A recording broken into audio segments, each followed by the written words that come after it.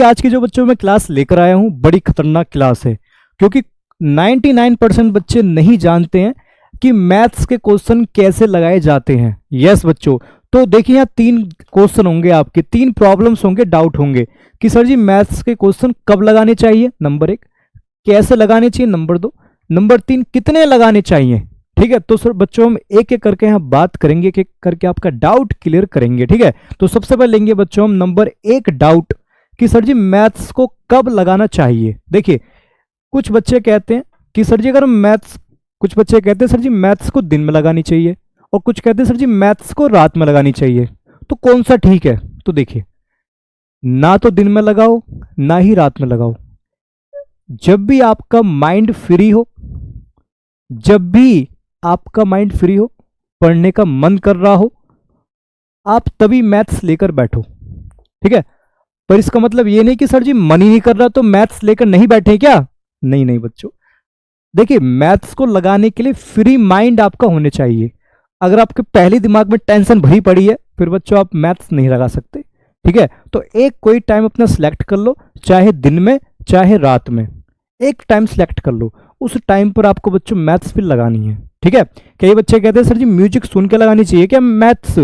तो बच्चों म्यूजिक सुन के आप तब लगा सकते हैं जब आपके बेसिक कॉन्सेप्ट स्ट्रांग हो। अगर आपको कॉन्सेप्ट स्ट्रांग नहीं है फिर मैथ्स के सवाल आप बिल्कुल नहीं लगा सकते, क्योंकि गाना चलता रहेगा दिमाग में और सवाल फिर हो ही नहीं पाएंगे। तो अगर आपका कॉन्सेप्ट स्ट्रांग है, मजबूत है, पक्का है, तब आप गाने सुनकर लगाओ, मैथ कोई दिक्कत नहीं है। तो पहला डाउट क्लियर कि कोई एक टाइम सिलेक्ट कर लो, चाहे दिन में चाहे रात में, तभी लगाओ मैथ्स को।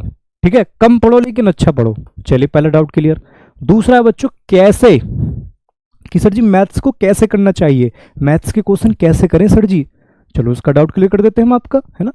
देखिए बच्चों, ये पहला डाउट है, ये दूसरा डाउट, मैथ्स को कैसे करें। सबसे पहले बच्चों आप मैथ्स को देखिए, यहां लिखा हो मैथ्स के क्वेश्चन कैसे करने चाहिए। बच्चों सबसे पहले आप करो इजी क्वेश्चन शुरू में।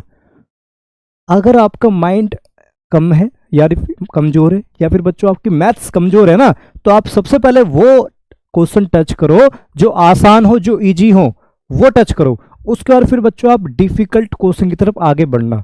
ऐसा नहीं कि शुरू में हार्ड क्वेश्चन, ना सर जी मैं तो आज आइंस्टीन बनकर दिखाऊंगा, आज मैं एडिसन वैज्ञानिक बनूंगा, साइंटिस्ट।